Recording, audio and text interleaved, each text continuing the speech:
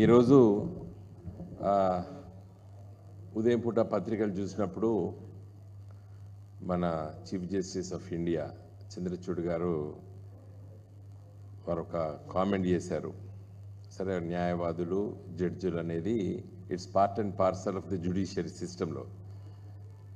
సరే, న్యాయవాది నా కేసు వాదించాలి, నాకు టైం కావాలంటే నీకేం తెలుస్తుంది, నొప్పి నువ్వు ఇక్కడ కూర్చుంటే తెలుస్తుంది అని చెప్పి మా బాధలు ఎన్ని ఉన్నాయి, మా మీద ఎంతో ఒత్తిడి ఉన్నది, ఇక్కడ ఉంటే నీకు తెలుస్తుంది అని చెప్పి వారు వ్యాఖ్యానం చేయడం జరిగింది చీఫ్ జస్టిస్ ఆఫ్ ఇండియా గారు చంద్రచూడ్ గారు. నిజంగానే వారు చేసిన కామెంట్లో సరే కాదు, మా న్యాయవాదులు జడ్జిలకు మధ్య జరిగినట్టు పత్రికలు చిత్రీకరించారు. బట్ మేమంతా కూడా జ్యుడిషియరీలో పార్ట్ అండ్ పార్సల్.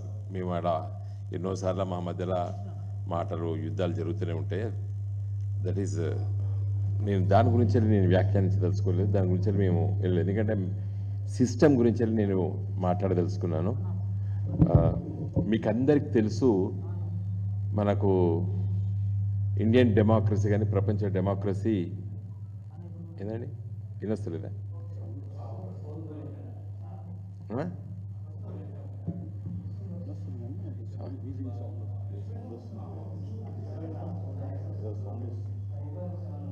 హలో 1 2 3 తొందర ఏం లేదు, మంచిగా చూసుకోండి. మళ్ళా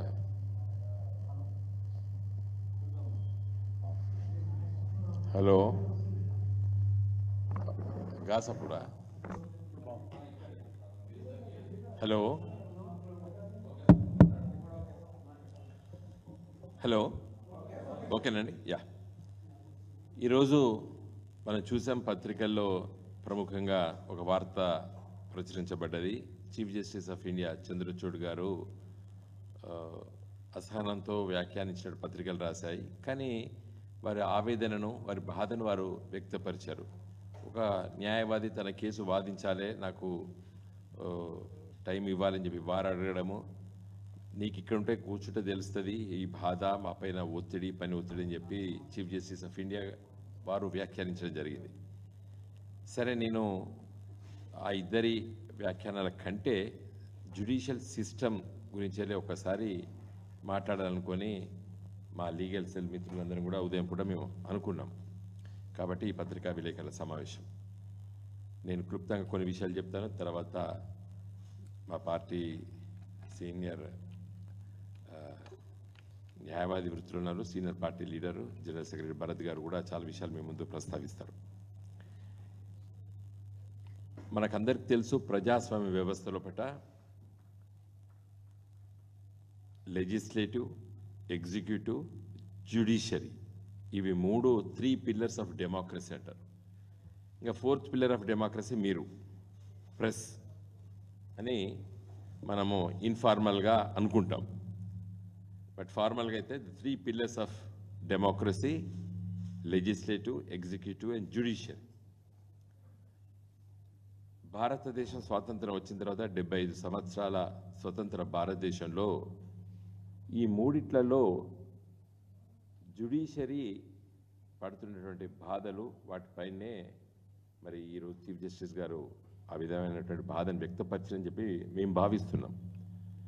మీ దృష్టికి 2-3 విషయాలు తీసుకురావాలనుకున్నాం. అతి ముఖ్యమైన విషయము, లా కమిషన్స్ చాలా సందర్భాల్లో పట లేటెస్ట్గా 18th లా కమిషన్ తన 229 రిపోర్ట్లో చాలా స్పష్టంగా చెప్పినరు, సుప్రీంకోర్టు ఢిల్లీలో కాకుండా సౌత్, ఈస్ట్, వెస్ట్, నార్త్లో ఉండాలి, రీజనల్ బెంచెస్ ఏర్పాటు చేద్దాము అనేది చాలా రోజుల నుంచి లా కమిషన్ చాలా రిపోర్టుల్లో చెప్పడం జరిగింది. తర్వాత లేటెస్ట్గా అంటే ఈ సంవత్సరమే ఫిబ్రవరిలో పార్లమెంట్లో మరి standing committee on law and justice ఉంటుంది, వాళ్ళు కూడా రిపోర్ట్ ఇచ్చారు. ఇది సుప్రీంకోర్టుని ఢిల్లీలో ఒకటి, కలకత్తాలో ఒకటి, ముంబైలో ఒకటి, సౌత్లో చెన్నై కానీ హైదరాబాద్ కానీ అని చెప్పి parliamentary standing committee on law and justice report ఇచ్చింది. ఆ రిపోర్ట్ని కేంద్ర ప్రభుత్వం ఆమోదించింది. మొన్న ఫిబ్రవరి మాసం అంటే పార్లమెంటు చివరి సమావేశాల్లో పార్లమెంట్లో మరి న్యాయశాఖ మంత్రి గారు మరి అది ప్రవేశపెడుతూ ఈ అభిప్రాయం ప్రభుత్వం కూడా ఉంది, కానీ సుప్రీంకోర్టు పలు సందర్భాలపట మరి వ్యతిరేకిస్తున్నది. సుప్రీంకోర్టు వ్యతిరేకిస్తున్నది. ఫుల్ కోర్ట్ అంటారు, అంటే అందరు జడ్జిలు, సుప్రీంకోర్టులో ఉన్న జడ్జిలు అందరు కూర్చొని వాళ్ళు కొన్ని డిసిషన్స్ తీసుకుంటారు. దాన్ని ఫుల్ కోర్ట్ అంటారు. ఇది లీగల్ టర్మినాలజీలో వాళ్ళు కూడా నిర్ణయం చేసి ఇది దేశ సమగ్రతకు మంచిది కాదు అని చెప్పి ఒక 15 సంవత్సరాల క్రితము తీర్మానం చేశారు. సో ఈ పరిస్థితిలో మేమేమీ చెయ్యలేము అని చెప్పి మరి కేంద్ర ప్రభుత్వము పార్లమెంట్లో న్యాయశాఖ మంత్రి చెప్పడం జరిగింది. నేను ఈరోజు పత్రికా విలేకరుల సమావేశం ద్వారా దేశ ప్రజలకి, ముఖ్యంగా కేంద్ర ప్రభుత్వానికి 2-3 మేము విన్నవించదలుచుకున్నాను.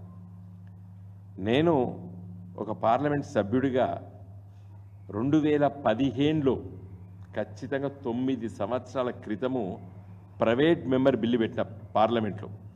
ఏం పెట్టినా ఆర్టికల్ 130లో ఏం చెప్తుందంటే, రాజ్యాంగంలో ఆర్టికల్ 130 ఏం చెప్తుందంటే, ఈ సుప్రీంకోర్టు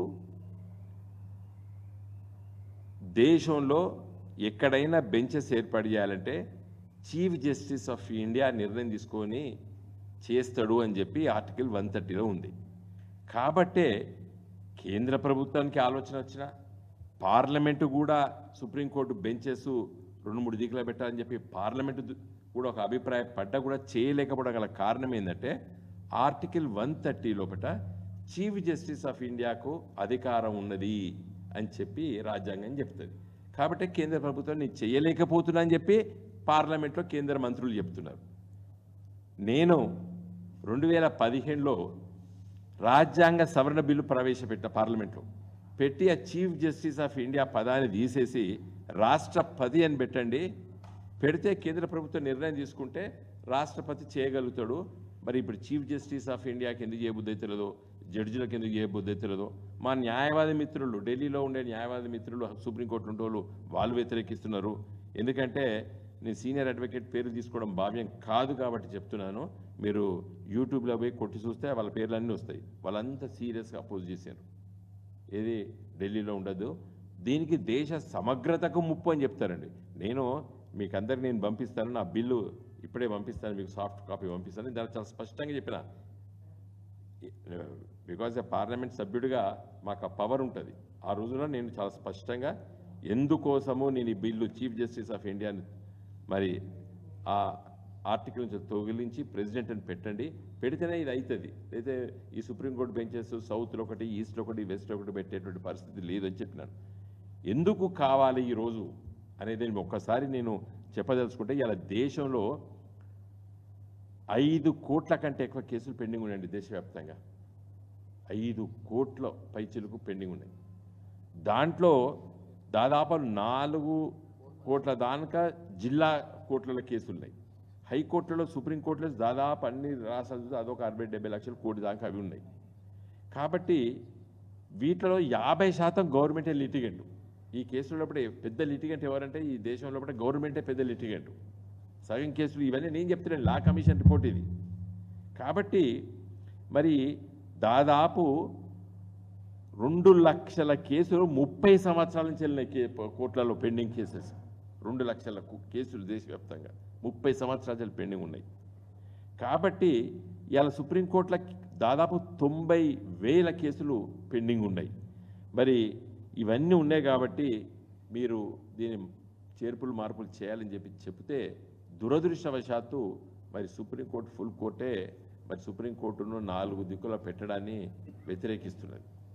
కాబట్టి చంద్రచూడ్ గారు నిన్న మరి కొత్త చీఫ్ జస్టిస్, ఆనాటి చీఫ్ జస్టిస్ వ్యతిరేకించారు.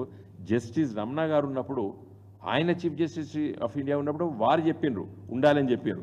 చీఫ్ జస్టిస్ రమణ గారు 2021లో వారు రీజనల్ బెంచెస్ ఉండాలి, సౌత్లో ఒకటి, ఈస్ట్లో ఒకటి, వెస్ట్లో ఒకటి, ఢిల్లీలో ఉండాలి.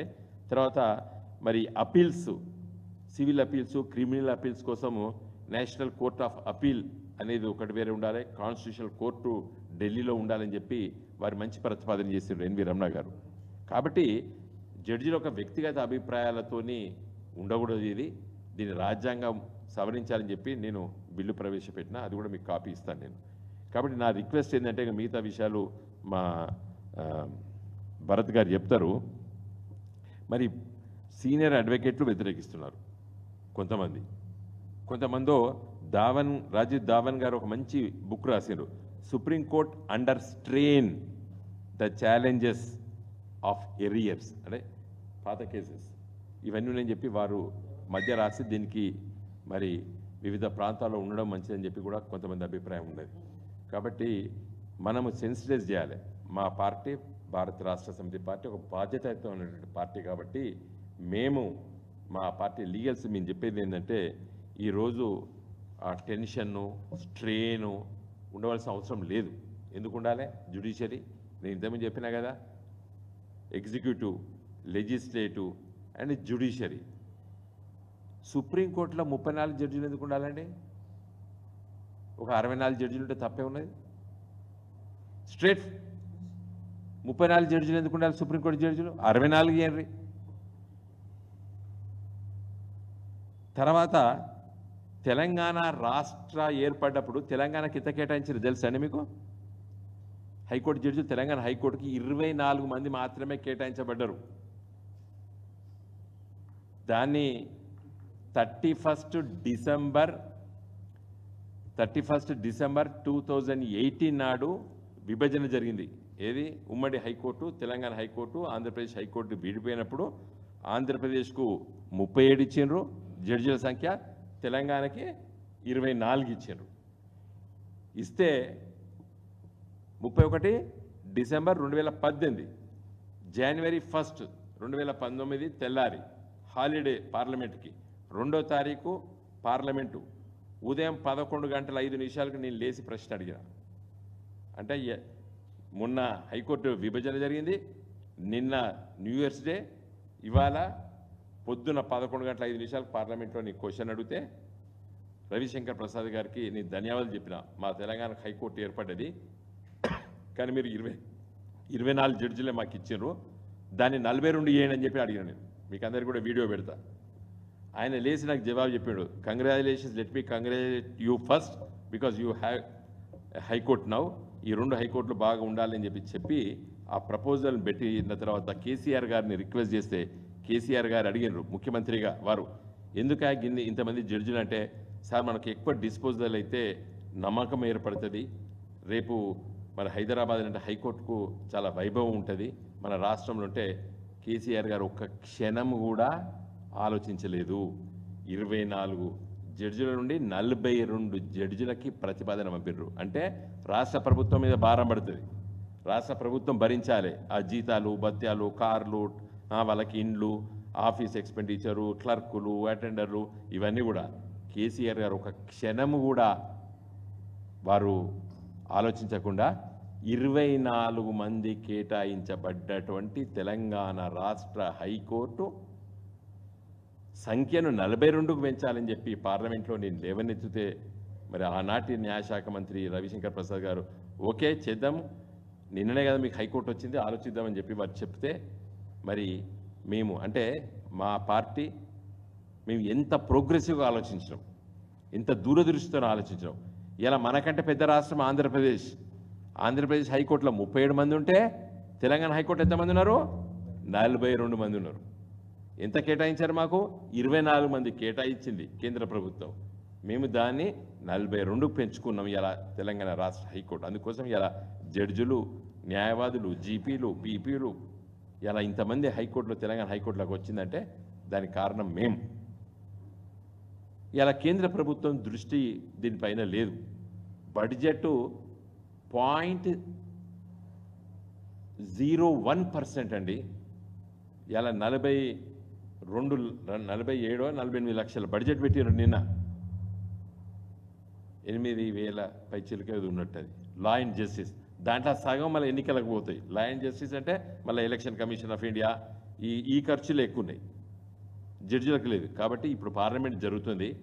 మరి చంద్రచూడ్ గారు చీఫ్ జస్టిస్ ఆఫ్ ఇండియా చేసే వ్యాఖ్యానాన్ని దృష్టిలో పెట్టుకొని కేంద్ర ప్రభుత్వము వెంటనే నిర్ణయం తీసుకొని సుప్రీంకోర్టును కూడా మరి దక్షిణాన, ఉత్తరాన, తూర్పు, పడమరకు 4 దిక్కున 4 మరి బెంచెస్ ఏర్పాటు చేసి అప్పీల్స్ అన్నీ కూడా క్రిమినల్ అప్పీల్స్, సివిల్ అప్పీల్స్ అని కూడా ఏ రాష్ట్రాలకు ఆ రాష్ట్రాల దగ్గర ఉన్నటువంటి ఆ బెంచెస్కి ఇచ్చేసి తొందరగా డిస్పోజ్ చేసేసి కాన్స్టిట్యూషనల్ కోర్టు ఢిల్లీలో ఉండి ఒక మంచి వాతావరణం అంటే దానికి డబ్బులు కేటాయించాలి.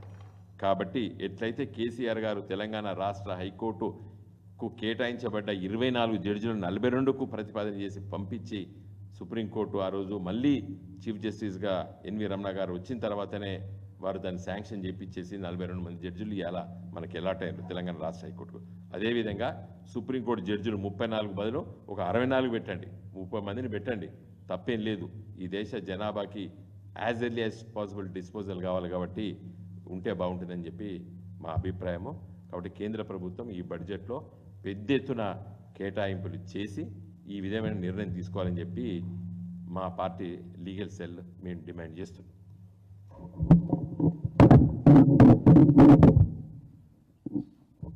మిత్రులందరికీ నమస్కారం.